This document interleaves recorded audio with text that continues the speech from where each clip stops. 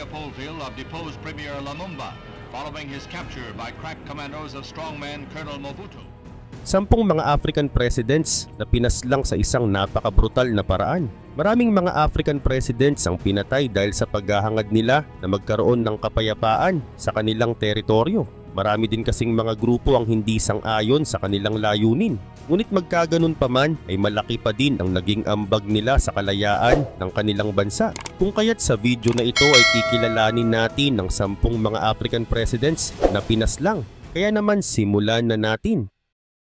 Number 1. Patrice Emery Lumumba. Si Patrice Emery Lumumba ay isang mahalagang leader na lumaban para sa kalayaan ng Congo mula sa pamamahala ng Belgium. Ipinanganak siya noong July 2, 1925 sa isang maliit na nayon sa Kasai, Congo. Siya ay naging leader ng Movement National Congolese o MNC. Ito ay isang partidong naglalayong makamit ang kalayaan ng bansa. At noong June 30, 1960, nang makamit ng Congo ang kalayaan mula sa Belgium, si Lumumba ang naging unang Prime Minister ng bansa. Sa kanyang talumpati noong araw ng kalayaan ay direkta niyang sinabi ang mga pang-aabusong ginawa ng Belgium sa mga mamamayan at likas na yaman ng Congo. Dahil dito ay nakilala siya bilang isang panganib ng mga Western countries, lalo na ng Belgium at United States, dahil natatakot silang baka kumampi siya sa Soviet Union at suportahan ang komunismo sa panahon ng Cold War. Hindi nga nagtagal ay naharap agad si Lumumba sa malalaking problema. Nag-alsa ang ilang bahagi ng militar at nagkaroon ng krisis sa rehiyon ng Katanga na isang lugar na mayaman sa mineral. Pinamunuan ni Moise Tshombe ang rehiyon at nagdeklara ito ng pagsasarili na sinuportahan ng Belgium. Nahirapan si Lumumba na pigilan ang kaguluhan at humingi siya ng tulong mula sa United Nations. Ngunit hindi agad tumugon ng UN dahil dito ay lumapit siya sa Soviet Union para humingi ng tulong na lalo pang nagpalala ng takot ng mga Western countries sa kanya.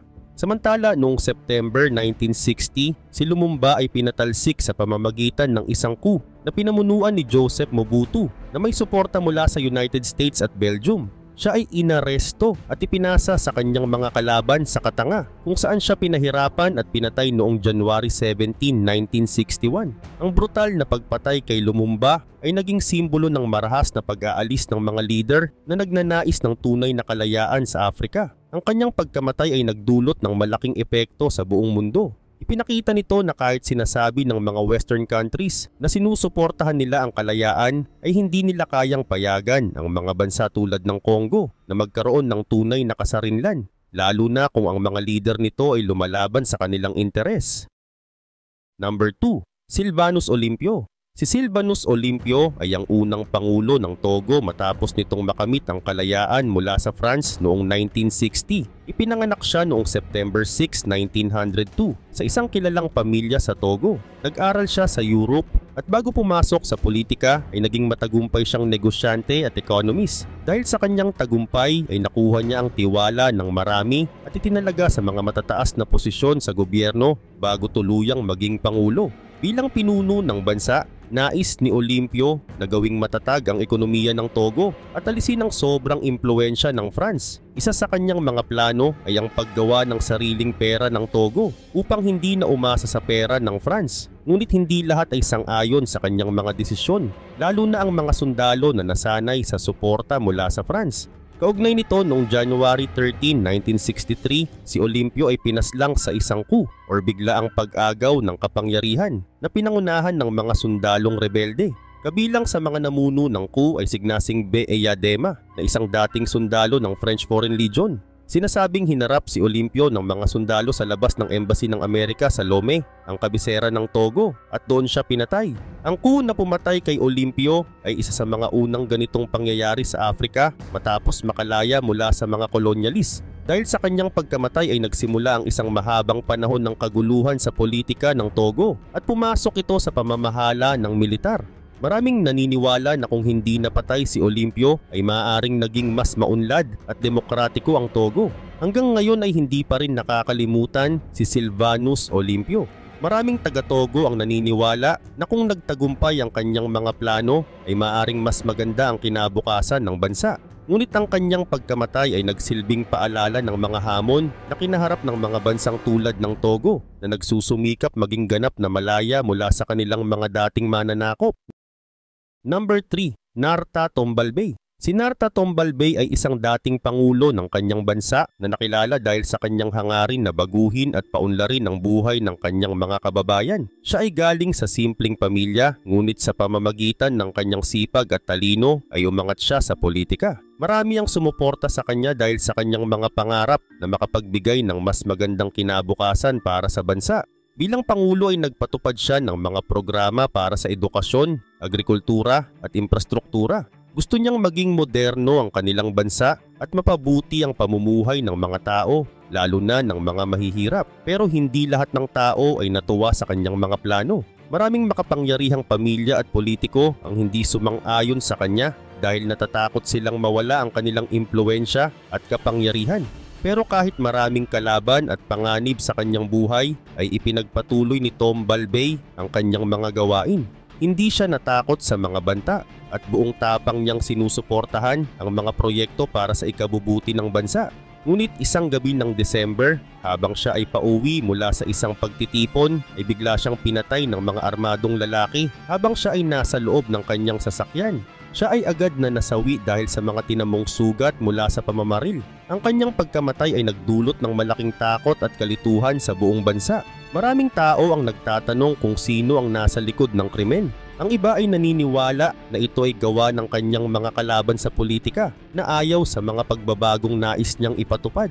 May iba namang nagsasabi na maaring mga foreign interest ang may kagagawan dahil sa pagtutol ni Tombalbay sa kanilang impluwensya sa ekonomiya ng bansa. Bilang resulta, pagkatapos ng kanyang pagkamatay ay nagbago ang kalakaran sa politika ng kanilang bayan. Sinubukan ng kanyang mga taga-suporta na ituloy ang kanyang mga plano pero nahirapan sila dahil sa malakas na pagtutol mula sa mga kalaban. Kahit na siya ay pinaslang, si Narta Tombalbay ay itinuturing pa rin ng marami bilang isang simbolo ng tapang at pag-asa para sa pagbabago. Number 4, Marian Nguwabi. Si Marian Nguwabi ay isang mahalagang leader ng Republic of the Congo na naging pangulo mula 1969 hanggang sa kanyang pagkamatay noong March 18, 1977. Ipinanganak siya noong December 31, 1938 sa Owanda na isang maliit na bayan sa hilagang bahagi ng Congo. Lumaki siya sa isang simpleng pamilya at maagang naipakita ang interes sa paglilingkod sa bayan. Noong kalagitnaan ng 1950s ay sumali siya sa French Army kung saan siya nagsanay at nakilala bilang isang masipag at matapang na sundalo. Pagbalik niya sa Congo mula sa pagsasanay sa France ay naging aktibo siya sa politika lalo na sa mga kilusan para sa kalayaan ng mga African countries mula sa kolonyalismo. Noong 1968 ay nangyari ang kudeta laban sa Pangulong si Alphonse Masemba Deba. Pinangunahan ni Nguwabi ang pagbuo ng bagong gobyerno at noong 1969 ay naging pangulo siya ng Congo. Itinatag niya ang People's Republic of the Congo na naging unang bansa sa Afrika na sumunod sa sosyalismo. Bilang pangulo ay ipinakilala ni Nguwabi ang mga patakaran ng sosyalismo at itinatag ang Partido ng Trabaho ng Congo o Parti Congolais du Travail o PCT. Nakipag-ugnayan siya sa mga socialist country tulad ng Soviet Union at China. Nilalayon niyang mabigyan ng pantay na oportunidad at yaman ang mga tao at paunlarin ang ekonomiya ng bansa. Ngunit hindi lahat ay sang-ayon sa kanyang mga plano.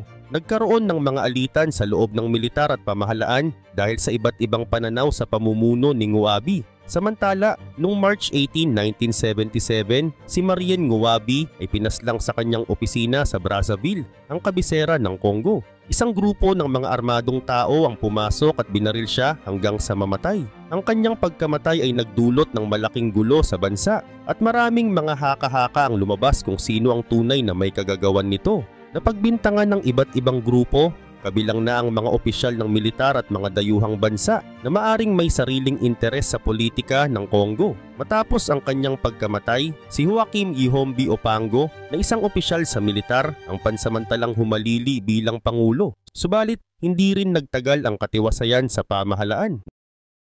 Number 5, Amilcar Lopez Cabral. Si Amilcar Lopez Cabral ay isang kilalang leader na ipinanganak noong September 12, 1924 sa Bafata, Guinea-Bissau. Siya ang nagtatag ng African Party for the Independence of Guinea and Cape Verde o PAIGC na naglalayong makamit ang kalayaan ng Guinea-Bissau at Cape Verde mula sa colonial government ng Portugal. Maliban sa pagiging leader, isa rin siyang agronomist o eksperto sa agrikultura at ginamit niya ang kanyang kaalaman para tulungan ang mga tao at palakasin ang kilusan para sa kalayaan. Hindi lamang armas o dahas ang tinitingnan ni Cabral bilang solusyon sa paglaya.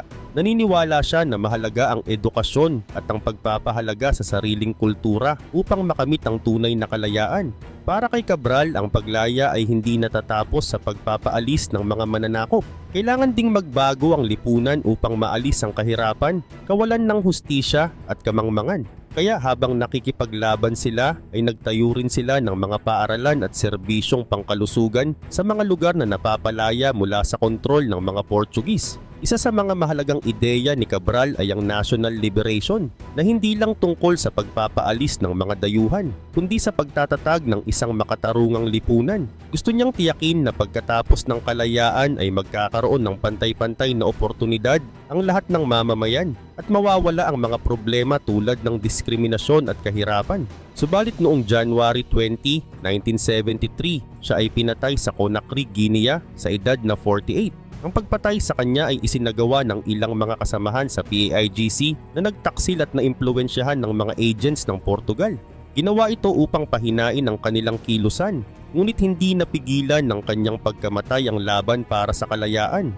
Dahil makalipas ang ilang buwan, noong September 24, 1973 ay idineklara ang kalayaan ng Guinea-Bissau at kinilala ang kanilang tagumpay laban sa Portugal. Kahit hindi naabutan ni Cabral ang kalayaan ng kanyang bansa, siya ay itinuturing na bayani hindi lamang sa Guinea-Bissau at Cape Verde, kundi sa buong Afrika.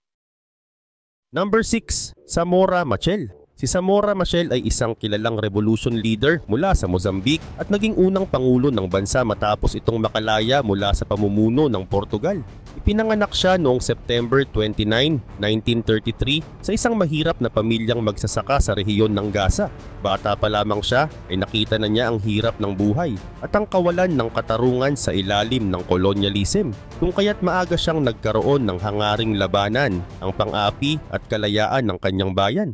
Samantala, nagsimula si Machel bilang isang nurse, ngunit iniwan niya ang profesyong ito para sumali sa Frelimo o Frente de Libertação de Mozambique noong 1962. Ang Frelimo ay isang grupo na may layuning palayain ng Mozambique mula sa pamumuno ng mga Portuges. Dito nagpakita si Machel ng galing sa pamumuno at sa pakikipaglaban bilang isang gerilya. At noong 1970 ay siya ang naging leader ng Frelimo at pinamunuan niya ang mga military operations upang palayain ang mga rural areas mula sa mga kolonyalista. Ugnay pa nito noong 1975 ay nakamit ng Mozambique ang kalayaan matapos ang mahaba at madugong digmaan. Si Zamora Machel ang naging unang pangulo ng bansa. Bilang pangulo, ibinigyan niya ng pansin ang pagtatayo ng isang socialist society na magpapabuti sa kalagayan ng mga magsasaka at manggagawa. Nagpatupad din siya ng mga land reforms at pinabuti ang mga public services tulad ng edukasyon at kalusugan. Subalit maraming problema ang hinarap ng kanyang administrasyon, tulad ng kahirapan sa ekonomiya, civil war at suporta ng mga dayuhang bansa sa grupong rebelde na Renamo. Ang pagkamatay ni Machel noong October 19, 1986 ay isang malaking trahedya. Namatay siya dahil sa pagbagsak ng kanyang eroplano malapit sa hangganan ng Mozambique at South Africa. Maraming speculations na maaaring sinadya ang aksidente dahil sa tensyon sa pagitan ng kanyang pamahalaan at ng apartheid na gobyerno ng South Africa. Ayon sa mga ulat ay maaaring ginamit ang isang peking radyo signal upang iligaw ang eroplano. Ngunit hanggang ngayon ay wala pang matibay na ebidensya na nagpapaliwanag sa tunay na dahilan ng pagbagsak. Number 7. Thomas Sankara. Si Thomas Sankara ay isang kilalang leader at revolutionary mula sa Burkina Faso na isang bansa sa Afrika. Ipinanganak siya noong December 21, 1949 sa Yako na isang maliit na bayan sa Upper Volta na ngayon ay Burkina Faso. Lumaki siya sa isang simpleng pamilya at nag-aral sa mga military school. Dahil dito ay natutunan niya ang mga ideas laban sa kolonyalismo at hindi pagkakapantay-pantay sa lipunan na naging inspirasyon niya sa pamumuno. Samantala noong 1983 ay pinamunuan ni Sankara ang isang kudeta upang patalsikin ang dating pangulo. Sa edad na 33 ay naging pangulo siya ng Burkina Faso. Isa sa mga unang hakbang niya ay palitan ang pangalan ng bansa mula Upper Volta patungong Burkina Faso. na ang ibig sabihin ay lupain ng mga marangal na tao. Gusto rin niyang ipakita na ang mamamayan ng Burkina Faso ay may dangal at karapat-dapat na pagandahin ang kanilang bansa. Bilang Pangulo ay marami siyang ipinatupad na programa para sa ikabubuti ng mga tao. Isa sa kanyang mga pangunahing layunin ay siguraduhing may sapat na pagkain ang bawat pamilya. Hinikayat din niya ang mga magsasaka na magtanim ng mas maraming pagkain tulad ng bigas at mais para hindi na kailanganin pang umasa sa mga produktong inaangkat mula sa ibang bansa. Bukod dito ay ipinatupad din niya ang libreng edukasyon at serbisyong pangkalusugan. Nagtayo siya ng mga paaralan at hospital upang matulungan ang mga mamamayan. Dagdag pa rito, ang isa rin sa mga mahalagang nagawa ni Sankara ay ang pagtataguyod ng karapatan ng kababaihan. Ipinagbawal niya ang sapilitang pagpapakasal ng mga batang babae at hinikayat ang kababaihan na magkaroon ng pantay na karapatan sa trabaho, edukasyon at politika. Para kay Sankara ay mahalaga ang papel ng kababaihan sa pag-unlad ng bansa. Ngunit sa kabila ng kanyang mga tagumpay ay marami rin ang tumutol sa kanyang pamamahala. Ang ilan sa mga mayayaman at makapangyarihan sa bansa ay nawalan ng privilege dahil sa kanyang kampanya laban sa katiwalian. Dagdag pa rito ay hindi rin nagustuhan ng mga banyagang bansa tulad ng France ang kanyang mga policies laban sa impluwensya ng mga dayuhan. At noong October 15, 1987, si Thomas Sankara ay pinatay sa isang kudeta na pinamunuan ng kanyang malapit na kaibigan na si Blaise Compaoré. Si Compaoré ang humalili sa kanya bilang Pangulo. Ayon kay Compaoré, ang kudeta ay para sa kapakanan ng bansa, ngunit marami ang naniniwala na ito ay bahagi ng pagtataksil. Number 8. Melchior Ndadaye. Si Melchior Ndadaye ay isang mahalagang leader mula sa Burundi at kilala bilang unang democratically elected president ng bansa. Ipinanganak siya noong March 28, 1953 sa isang maliit na baryo sa Central Burundi. Siya ay mula sa grupong Hutu na karamihan ng populasyon sa Burundi, habang ang gobyerno ay matagal ng pinamumunuan ng minoryang Tutsi. Dahil dito, si Ndadaye ay nakita bilang simbolo ng pagbabago at pag-asa para sa mga Hutu na matagal nang inaapi. Samantala, nag-aral si Ndadaye sa Burundi at sa ibang bansa tulad ng Rwanda, kung saan siya kumuha ng kursong edukasyon. Noong 1980s ay naging aktibo siya sa politika at naging pangunahing kalaban ng mga militaristang Tutsi na matagal nang namumuno sa bansa. Dahil sa kanyang mga new ideas ay itinatag niya ang partidong Front for Democracy in Burundi o FRODEBU noong 1986. Ang partido na ito ay nakatuon sa demokrasy at pantay na karapatan para sa lahat ng mamamayan ng Burundi, maging Hutu man o Tutsi. At noong June 1993, sa kauna-unahang democratic election sa Burundi, ay si Ndadaye ay nahalal bilang Pangulo. Siya ang naging unang Hutu na humawak ng pinakamataas na posisyon sa bansa, na isang mahalagang tagumpay para sa mga Hutu. Sa kanyang panunungkulan ay sinubukan niyang magpatupad ng mga reforma para magdala ng kapayapaan at pagkakapantay-pantay sa pagitan ng mga Hutu at Tutsi upang mawakasan ang mga konflik na matagal nang bumabalot sa kanilang bansa. Ngunit sa kasamaang palad ay hindi nagtagal ang kanyang pamumuno dahil noong October 21, 1993, 4 na buwan lamang matapos siyang maluklok sa pwesto, si Ndadaye ay brutal na pinaslang ng mga sundalong Tutsi na sumusuporta sa lumang regime. Ang pagpatay sa kanya ay nagdulot ng malawakang kaguluhan sa Burundi. Ang alitan sa pagitan ng Hutu at Tutsi ay lalo pang lumala na nauwi sa civil war. Maraming tao ang namatay at nawalan ng tahanan dahil sa kaguluhan. Number 9. Cyprien Ntaryamira. Si Cyprien Ntaryamira ay isang politiko mula sa Burundi.